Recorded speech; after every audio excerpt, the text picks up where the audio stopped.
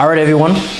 So what we have here is a classic mullet with a textured top, and the back is grown out long. I'm gonna be teaching you guys how to style this at home.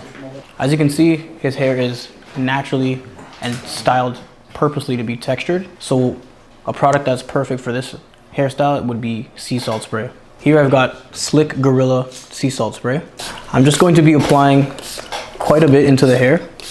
The reason being is because I want that texture to really pop. So now that I've applied some sea salt spray, it's time to dry it.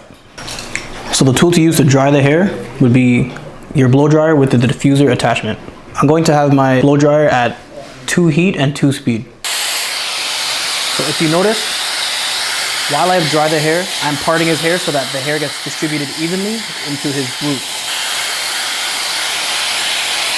All right, now that the hair is evenly dried, you can see that the texture is popping out, and he doesn't have to do much with it. It's pretty easy lived-in style that takes little to no effort. All right, so for those of you who are at home without any tools or any products, all you have to do is just let your hair air dry.